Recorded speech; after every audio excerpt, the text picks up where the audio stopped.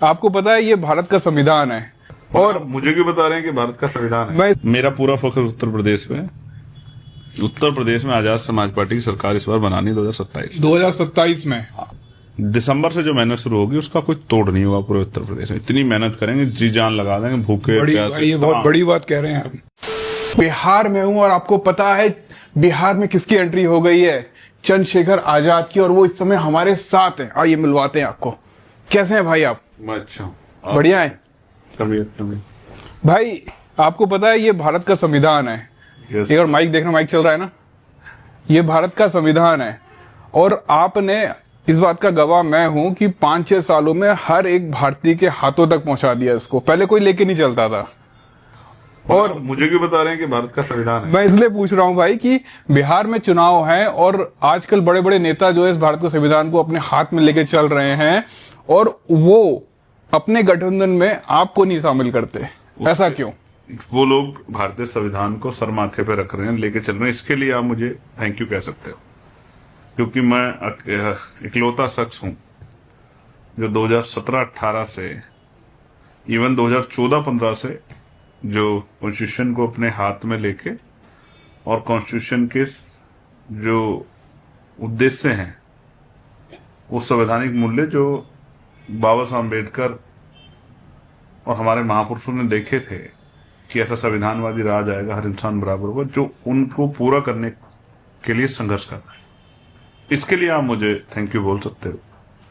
वो अलग बात है कि अब राजनीतिक पार्टियों ने जो समाज हमने तैयार किया था इस पॉलिसी पे, इस विचार पे, उस वोट को अपने खेमे में लेने के लिए अब वो भी संविधान को हाथों में लेकर घूम रहे हैं। कोई संविधान पे सर रख रहा है। ये भीम आर्मी की एक बहुत बड़ी जीत है। बस हमें समझना है कि जिन लोगों ने सिर्फ राजनीतिक महत्वाकांक्षा से इसको हाथ में लिया है या इनके आगे सर पटका है, वो कभी आपके हित से नहीं हो सकते हैं। रही बात अलायंस की, तो यहां मैं यही कह सकता हूं कि भाई ठीक है, बाबा साहब अम्बेडकर ने व्यवस्था इस तरह की बनाई है कि एक आदमी के नाम पे चुनाव नहीं होता है। जैसे बिहार में जितनी असेंबली सीटें हैं सभी पे चुनाव होगा और हर चुनाव असेंबली सीट एक अलग प्रतिनिधि जीत के जाएगा। वो अलग पार्टी का हो सकता है, अलग जाति का हो सकता है, अलग धर्म का हो सकता है। तो एक सामूहिक जो संरचना है उसके द्वारा सरकार बनती है। न किसी एक जाति की होती, न धर्म की होती, न समुदाय की होती है। मिली जुली विचारों की, मिली जुले नेतृत्व की सरकार होती है और उसी के जरिए उन सब लोगों की समस्याओं पे चर्चा होती है। हम यहाँ इसलिए लड़ रहे हैं, आप औरों की छोड़ो, मेरी सुनो जी।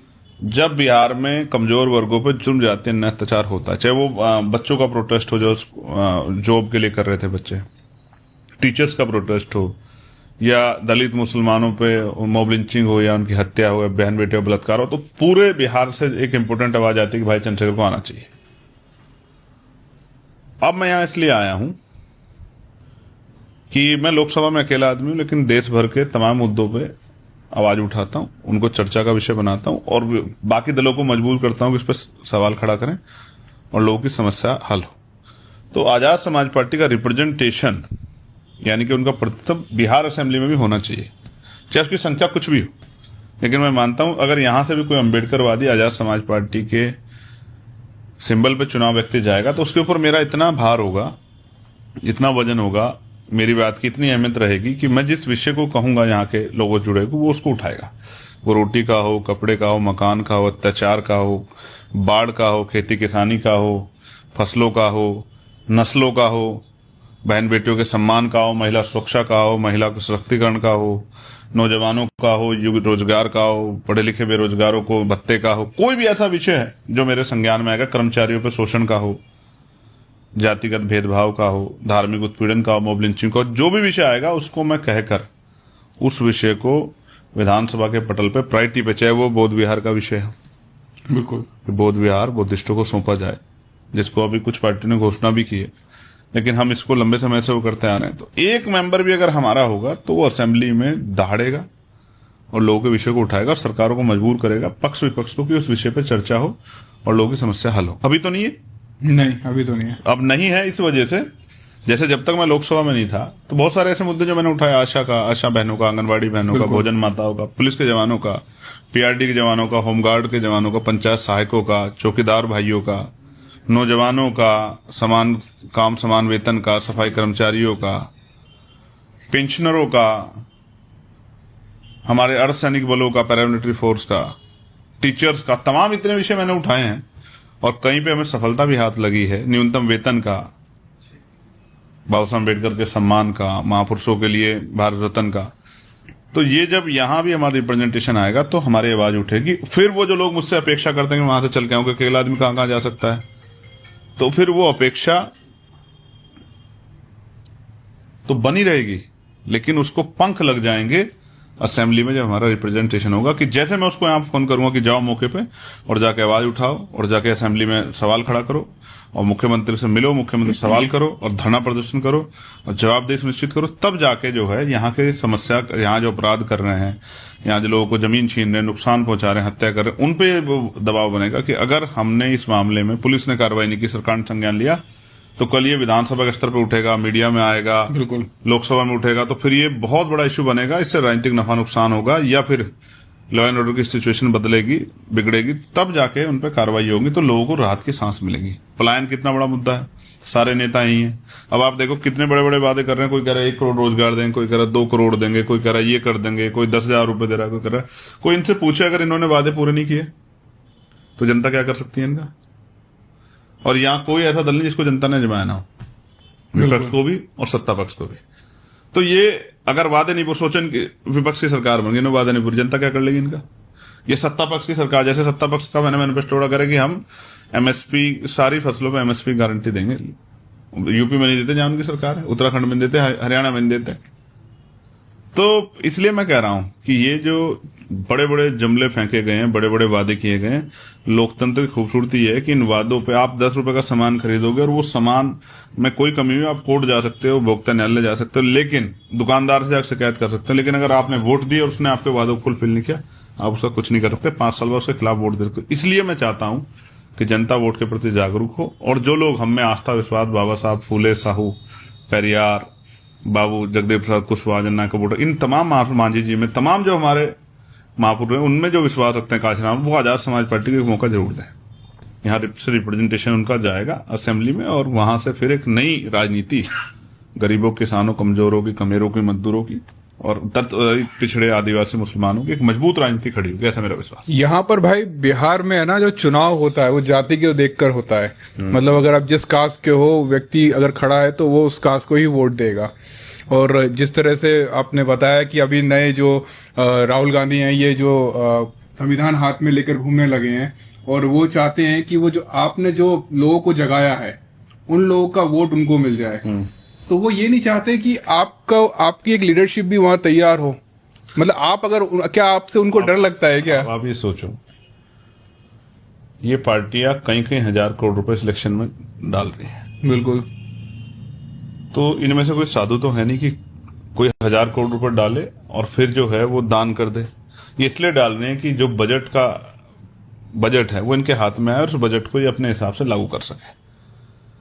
तो ये कोई धर्मार्थ का काम नहीं कर रहे हैं, लोगों के जीवन सुधारने का काम नहीं कर रहे, ये सत्ता में आने के लिए काम कर रहे हैं। ये तो एक सीटों पर लड़ रहे हैं। आपने विपक्ष में देखा, एक दूसरे के खिलाफ लड़ रहे, 11 सीटों पर एक दूसरे के खिलाफ लड़ रहे हैं। मुझे बिहार आके पता लगा। और कैसे आखिरी तक अलायंस में ये डिक्लेयर नहीं हो पाया, जो विपक्ष जिनकी बात आप कर रहे हो कि मुझे गिराना चाहते हैं या मेरी लीडरशिप रोकना चाहते हैं। मेरी लीडरशिप तो, मेरे सिर पर तो संतो गुरु महापुरुषों का हाथ है, जगत गुरु सतगुरु रविदास जी महाराज का, भगवान बुद्ध का, गुरु अखंड ज्योति सतगुरु समनदास जी महाराज का, महाराज निरंजन दास। मेरे सर पे तो हाथ है हमारे संतो गुरु महापुरुषों का, फूले साहू महाराज के विचारों का, मामला राम सुख वर्मा का।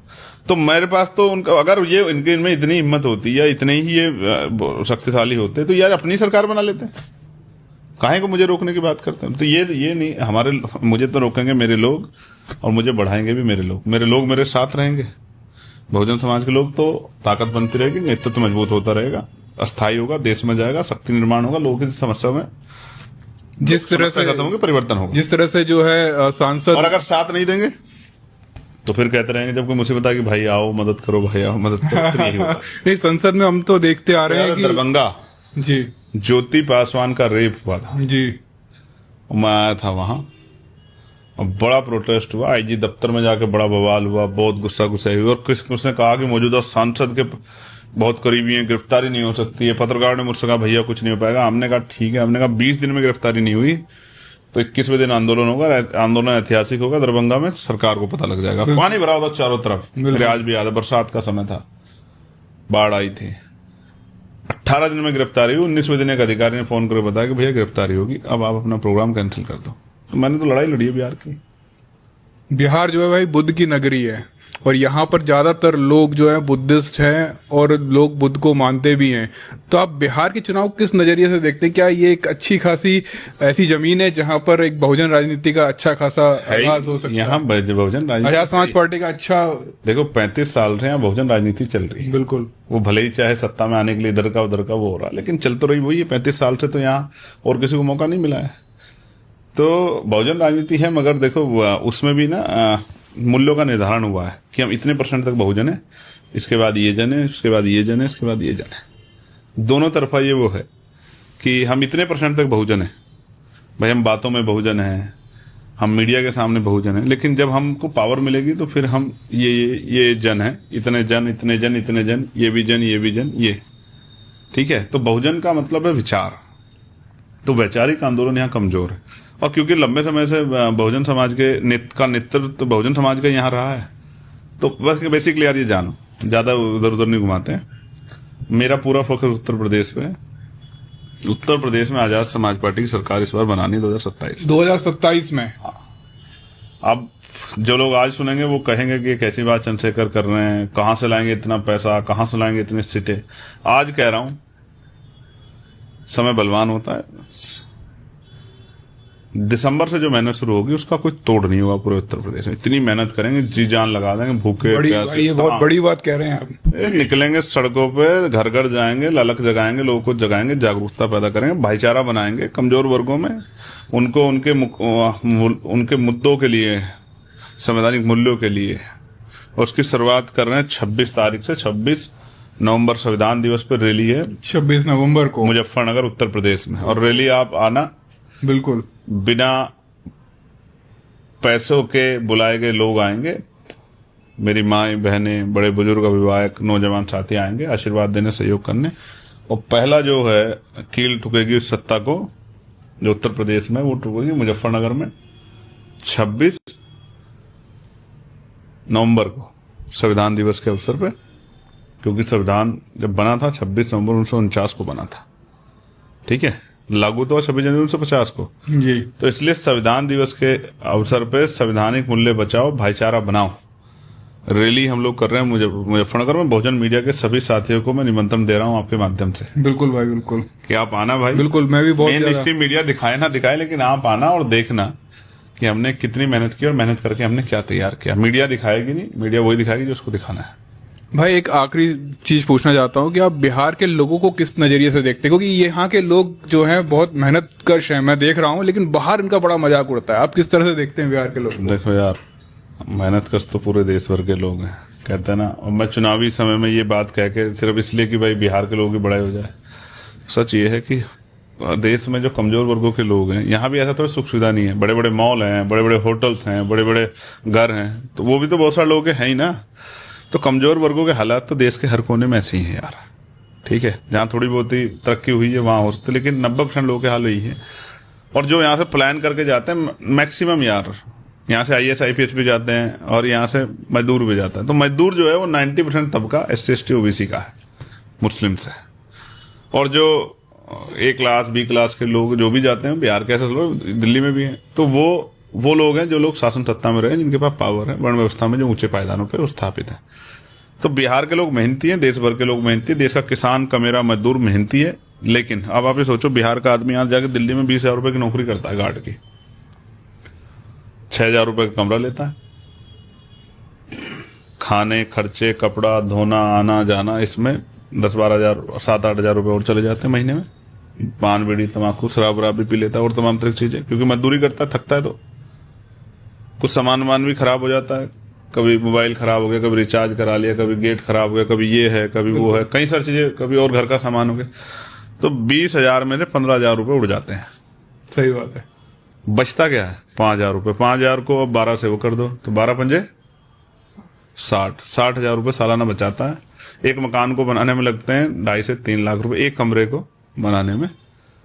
तो 5 साल में एक कमरे की हिम्मत जुटाता है। इसी बीच में बीमार शिमार हो जाता है, तमाम तरह की परेशानियां उठाता है। कई बहन बेटी की शादी करनी पड़ जाए तो जमीन में गिरवी रखनी पड़ती है, हालांकि है ही नहीं उन बेचारों पे। कर्ज लेता है, उस कर्ज को उतारता रहता है। बिहार का आदमी और देश भर का किसान, मजदूर, गरीब परेशानी में, और सरकार के पास कोई पॉलिसी नहीं है। और ये जो सुशासन और तमाम बातें करते हैं साहब, मैंने यही देखा पटना में दिन के उजाले में आए और हॉस्पिटल में घुस के और एक नौजवान की, शायद एक जिम्मेदार व्यक्ति की हत्या करके चले गए। और अभी यहाँ सरेआम हत्याएं हुई दुलारचंद यादव की। तो ये सब गुंडा राज यहाँ आपके सामने, किसी छिपावा नहीं कौन सा सुशासन है। और मैं तो रोज, क्योंकि हम लोग संगठन है तो हम रोज खबरें सुनते हैं, यहाँ मार दिया है, जला दिया है, रेप कर दिया है, तोड़ दिया, ये कर दिया, बांध के लटका दिया, पेशाब कर दिया, हम रोज सुनते हैं। तो इसलिए मैं आपसे कह सकता हूं कि बिहार के लोगों की हालत खराब है और उनको ही सुधारने हैं। कोई नेता नहीं सुधारेगा, उनको ही सुधारना है। जिस दिन वो अपनी ताकत बना लेंगे, अपने बीच के लोगों को ताकत देकर आगे भेज देंगे गरीब लोगों को, तो उनकी समस्या उठेगी और मजबूरी में सरकार को काम करना पड़ेगा, तो उनके हालत सुधर जाएंगे। अदरवाइज अगर वो इन दलों के भरोसे बैठे रहेंगे तो उनका कुछ नहीं सुधरेगा। अपनी लड़ाई स्वयं लड़नी पड़ती है, दूसरों कंधों पे लाशें जाती हैं, अपनी लड़ाई स्वयं लड़नी पड़ती है। गजब की बात बोली आपने, दूसरे कंधों पे लाशें जाती हैं। यस, जब आप मर जाओगे 4 कंधे मिल जाएंगे। जब तक जिंदा है तब तक हम लड़ाई स्वयं लड़नी पड़ती है। इसलिए तो कहते हैं ना कि मौत के बाद जीवन है नहीं है, ये किसी को नहीं पता, लेकिन मौत से पहले जो जीवन है उसे अच्छा बनाना है। भाई आप अगले जन्म में स्वर्ग मिलेगा, नर्क मिलेगा, उसको छोड़ दो। इस जन्म में आज हो ना, इसमें तो कुछ तैयार करो ना, सुख सुविधा सम्मान। इसीलिए तो संविधान ने दिए ना अधिकार, उन्हीं को बचाने के लिए, उनको लव कराने के लिए लड़ रहे हैं। उम्मीद है बिहार के लोग भी साथ देंगे। बड़ा प्यार पहले भी दिया है, अब भी देंगे, मुझे भरोसा है। बहुत बहुत धन्यवाद हमें समय देने के लिए। धन्यवाद, जय भीम। और तुम्हें बधाई। और क्यों दे रहा हूं बधाई? मीडिया के इनके चैनल के साथियों को बताता हूं। अंजुल ने किया है 25 किलो से ज्यादा वेट कम और साबित किया है कि अगर मान लो तो हार और ठान लो तो जीत। जी बहुत बहुत। और यहाँ तो यही कहेंगे कि ठान लिया तो जीत करके दिखाई। 25 किलो वेट कम करना मेहनत करके कितने समय में? 10 महीने में। 10 महीने में। तो आप समझो दुनिया में कोई काम नामुमकिन नहीं है। भाई आपसे इंस्पायर्ड हुए थे। मगर आप सोचो अंजुल मेरे भाई, तुमने जो करके दिखाया ना, आज तुम्हें देखने के बाद तुमसे लोग पूछेंगे भाई कैसे किया, क्योंकि बहुत सारे लोग चाहते हैं कि उनका एक्स्ट्रा वेट कम हो। जी जी जी बिल्कुल। ठीक है, मेरी बहुत सारी मंगल कामनाएं तुम्हें, निरंजन भाई को, सब साथियों को। खूब आगे बढ़ो, तरक्की करो। धन्यवाद भाई, बहुत बहुत धन्यवाद आपका। बस मंगल कामना, अभी तो यही है मेरे पास। खुश भाई बंद मत करना भाई, ये आपके लिए मैं लाया हूँ भारत का संविधान, क्योंकि आप ही हैं इसमें, नेहरू जी हैं, बाबा साहब अम्बेडकर हैं, अब आप ये समय राजेंद्र प्रसाद जी हैं। तो ये वो हैं जिनके नेतृत्व में संविधान बना था। बाबा साहब ने बनाया, उसको स्वीकार किया गया, लेकिन उस संविधान पे अब खतरा है। उसको बचाने के लिए अब सड़कों पे आना है। कुछ लोग जो हैं कुछ भ्रम भी फैला रहे हैं संविधान को लेके। उनके भ्रम ग्वालियर में जाके ठीक करते हैं। ठीक है भाई, धन्यवाद, धन्यवाद, बहुत बहुत धन्यवाद। महापुरुषों के जाकिर साहब भी हैं, तमाम महापुरुषों की बात आगे बढ़ती रहे। कलाम साहब है साहब, ये अब्दुल कलाम साहब है। ठीक है जी भाई, खुश हो जी, मंगल कामनाएं। और बहुत सी जगह भगवान बुद्ध की नगरी धरती है, बिल्कुल। तो यही जो है बोध गया जहाँ ज्ञान प्राप्त हुआ। और फिर मैं तो वहां से आता हूँ, सिद्धार्थ नगर, कुशीनगर, जहाँ भगवान बुद्ध पैदा हुए, परिनिर्वाण हुआ। तो बहुत प्राकृतिक रूप से बड़ी आनंद में धरती है, संतोषपूर्ण धरती है, प्राकृतिक धरती है। तो घूमना चाहिए, और जीवन में एक जीवन मिला है तो देखना चाहिए क्या। बिल्कुल भाई, मजा आ जाता है बिहार आके। ओके भाई, ठीक है, खुश हो।